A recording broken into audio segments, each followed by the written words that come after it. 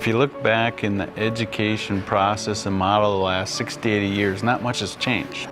The system we have now was based on what the world looked like 60, 80 years ago, and it was very factory-based, content, knowledge-based. So we're preparing our kids to work in that world. Our schools aren't factories, and it's not like we're processing cans of Spam and each one is exactly the same. They're not. We have great differences among students, not just academically, but culture, background, interests, passions, and sparks. And we have learned that with the student's knowledge and what drives them is an important part of learning.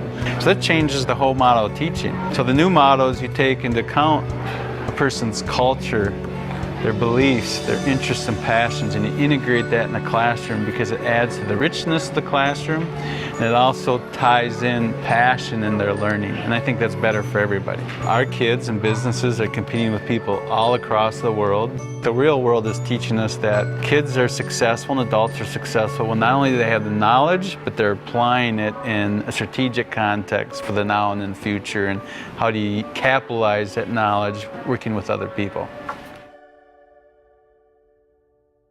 People come to the table with different things that can be seen as strengths. Number one, we all learn differently, and that's a strength. And then if we can put a system or a process in place, which we can call differentiation, so that we can capitalize on that, the whole system moves forward. It isn't about creating a customized plan for every student, every moment of every day, but it's about the teacher stretching outside of their comfort zone to allow students opportunities at different times to really shine. So for students, it's also not about coming into school and being completely comfortable all the time. It's really about that stretch comfort interplay. We want to stretch students, but we also want students to have an opportunity to really shine. The classroom teacher is the facilitator of learning, helping students understand the thinking behind concepts. It's not about knowledge and recall, partially because knowledge is at their fingertips. It's really teaching kids to think a lot about their thinking, think about the process of problem solving, becoming critical thinkers. Collaboration has become the way of the world. It's not a matter of going to your seat and demonstrating what I can do on my sheet of paper and turning it in. It's about that interrelatedness, that ability to work with other people. It's one of the big things that people look for post-secondarily and in the job market is your ability to work with others when needed, the ability to be a self-starter when needed. We've all been in situations where there are enough people with such diverse perspectives. Sometimes you get to the point where you come up with a compromised result that is less than any one person could have come up with on their own. What's missing there is the process of capitalizing on it.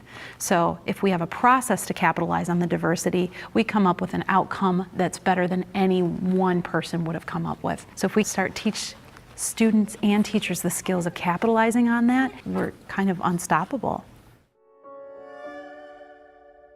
I mentioned that the strategic planning team met for 33 hours. In hour one, the idea of tapping into children's passion came up and it never went away. If you have an apathetic child, you don't have a good learner. But if you have a passionate child, they're going to put their energy into their education. When we can identify what a kid gets excited about, they're just going to be much better learners. So it's important for us to make sure that tapping into a child's passion is not something that we bolt on to what already exists. It really means that we have to change the entire educational process and do it in a way that is still efficient, it's time effective, and it's cost effective.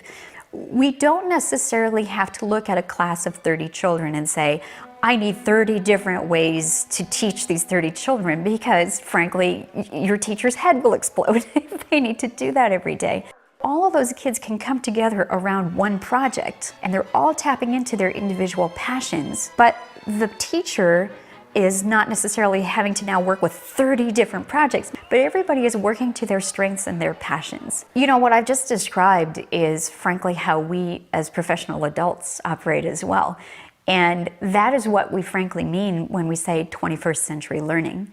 21st century learning has a lot to do with learning how to communicate effectively, learning how to collaborate with other people, learning how to make effective teams. That is absolutely complementary to passion-based learning. The nice silver lining in the process is I think it's going to make the education experience that much more interesting for the kids as well.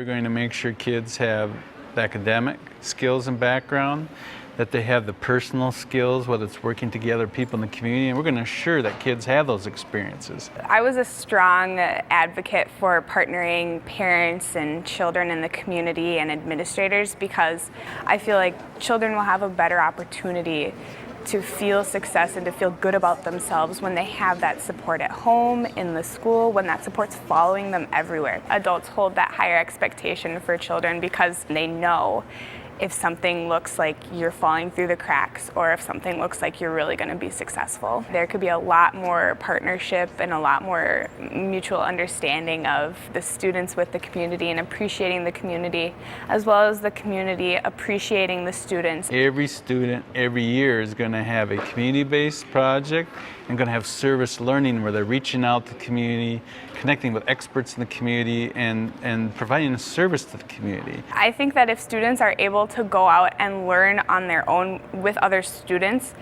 after they leave the Stillwater district, they'll feel like, you got to get out there. You know, I need to learn something today. I feel this excitement inside me to go and learn something new with someone new, understand something new. It's going to be instilled in our students so that once they leave, they're ready. There are a lot of people like me who are really involved in their community, involved in their neighborhoods, and committed to the schools that their kids go to or that their grandkids go to.